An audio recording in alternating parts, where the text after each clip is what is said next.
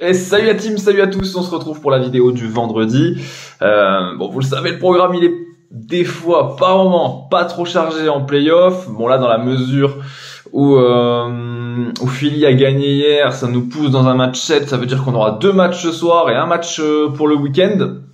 Denver a mis fin à sa série contre Phoenix avec un succès 4-2, donc les Nuggets sont la première équipe à rejoindre la finale de conférence Ouest. Ce sera contre Golden State ou les Los Angeles Lakers, à voir après le match de ce soir. Nous allons partir aujourd'hui avec BetClick qui vous rembourse en crédit non retirable à hauteur de 100 € si votre premier pari est perdant.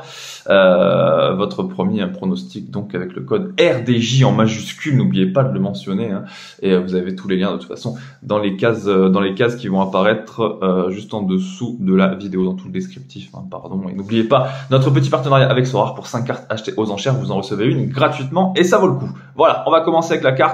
3 matchs au programme, pas beaucoup mais il y a de quoi dire. Miami-New York. Une série inattendue, ce Miami-New York. D'un côté Miami, hein, commençons par Miami qui a éliminé Milwaukee pour l'une des plus grosses surprises de l'histoire de la NBA en playoff. On va pas se mentir, ils ont passé des cotes de malade, hein. La première, elle était à 7, la dernière où ils vont taper, parce qu'ils ont tapé 2 fois Milwaukee dans le Wisconsin, la dernière elle était à 8. Milwaukee qui, je le rappelle, était le grand favori pour le titre NBA en 2022, hein, d'après les bookmakers, juste avant le début des playoffs. Donc Miami qui tape Milwaukee, New York dans une moindre mesure, mais l'exploit est tout de même colossal, qui tape Cleveland, hein, 4-1, pareil, les deux sur deux scores de sauvage. Là, Miami mène 3-2, elle a l'opportunité de terminer cette série et de filer en finale de conférence à l'image de Denver. Miami est très solide à la maison. Miami, c'est du 2 victoires en 3 matchs. New York était la deuxième meilleure équipe à l'Est en déplacement. C'est même une équipe qui se déplaçait mieux qu'elle ne reçoit. Après, du côté de New York, le seul petit bémol, c'est qu'on a toujours Emmanuel Quickley qui est annoncé douteux, hein, le backcourt le backup de Jalen Brunson. Ça fait quand même des points, hein, surtout que New York n'en inscrit pas énormément en playoff. Ça peut être une absence importante, préjudiciable. Normalement, il devrait le rater, hein, sauf miracle. Mais moi, je sens quand même New York qui est capable de pousser cette franchise de Miami dans un match 7. Hein. Miami, c'est pas non plus, ça joue bien, c'est sûr, c'est toujours un poil à gratter, mais on n'est pas non plus sur du Milwaukee, Philly ou Boston en termes de sérénité. On parle quand même d'un 8e de conférence Est qui reste toujours privé de Tyler Herro, son deuxième meilleur scoreur en saison régulière, hein, ce qui peut avoir un énorme impact, hein, dans la mesure où Herro était le deuxième meilleur marqueur d'une franchise de la pire attaque NBA. Bon, pour l'heure, on l'a pas encore trop vu, hein, l'impact c'est la blessure de Tyler Herro sur le jeu de Miami. Moi, je pense que New York est quand même capable de le faire si elle reste sérieuse et dans la continuité du dernier match où ils se sont imposés largement dans le Madison Square Garden.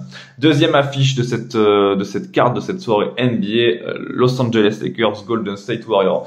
Ils sont nombreux à voir le match 7 entre les Lakers et Golden State. Bon, pour le spectacle, on va pas se mentir, ça serait un truc de malade. Un match 7 entre Steph Curry d'un côté et LeBron James.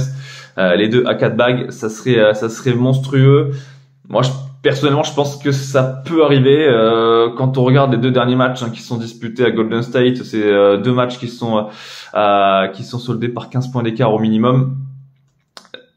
Alors oui, les Warriors sont pas hyper dominateur en déplacement, mais j'aurais tendance tout de même à leur faire confiance. On sait que c'est une équipe qui n'est jamais aussi forte que lorsqu'elle se trouve dos au mur, et face à des Lakers qui alors Davis normalement sera là, il est annoncé incertain. Je pense que c'est impossible qu'il rate la rencontre, hein. Il est sorti sur blessure après avoir pris un violent coup à la tête, hein, de la part de Kevon Looney. On sait pas trop s'il y a eu commotion ou non. Normalement non. Donc Davis devrait le jouer ce match. Du côté de Golden State, on a Andrew Wiggins qui est annoncé incertain, mais c'est pareil, hein, ça devrait jouer sans aucun souci. En playoff, généralement, les mecs serrent les dents et normalement, ça devrait jouer le jeu. Moi, pour ma part, je vois les Warriors malgré une faiblesse évidente en déplacement s'imposer et faire la différence du côté de Los Angeles pour accrocher un match 7 dans la Chase Center. Et on va terminer avec Boston-Philadelphie qui se jouera dans la nuit de dimanche à lundi, 2h du matin. 1,32 Boston, 3,45 Philly. Qu'est-ce qu'ils nous ont fait Philadelphie? Alors je ne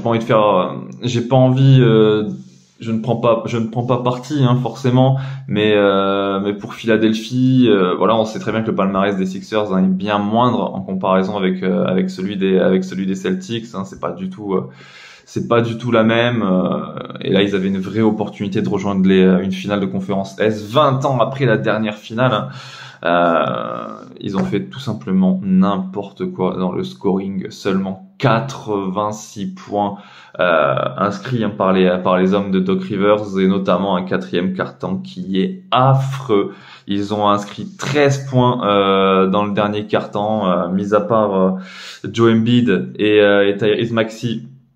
Avec 26 points, tout le monde est passé au travers à l'image des 13 points de James Harden, du catastrophique Tobias Harris en 42 minutes hein, qui a mis seulement 2 points, un impact du banc fantomatique avec 9 points. Honnêtement, il y a rien qui allait du côté de Philadelphie, mis à part les perfs de Maxey et Embiid, et encore hein, ils peuvent mieux faire, surtout Embiid. Autant Maxey 26 points c'est normal, Embiid 26 points ça l'est un peu moins. Voilà, ils se sont ratés, ils sont complètement loupés et ce 13-24 dans le dernier quart-temps a été fatal aux Sixers qui devraient moi, je pense quand même qu'ils sont capables d'imposer un rythme. Je pense qu'ils sont quand même capables de tenir tête à cette équipe de Boston. Ils l'ont fait lors du match 3, lors du match 4 hein, pardon dans le TD, et je pense qu'ils sont capables. Un Philly plus 7 à 1,80. Pour moi, ça se tente parce que les matchs historiquement déjà ils sont très serrés et je pense que ce sera le cas pour cette rencontre. Voilà, j'en ai terminé avec la carte NBA qui bien sûr est un peu plus courte que d'habitude. Le temps pour moi de vous rappeler que les jeux d'argent sont interdits aux mineurs. Et voilà, je vous souhaite un excellent week-end. Le tableau va arriver. Il dure 15-20 secondes, comme ça vous aurez le temps de voir un peu les 3 analyses que je vous ai concoctées. Et moi je vous dis, pareil, je vais essayer pour lundi. Après ça dépend le nombre de matchs que je vais avoir en fonction des séries, mais normalement lundi s'il y a 2 matchs, on va quand même essayer de pousser une vidéo. Ciao les amis.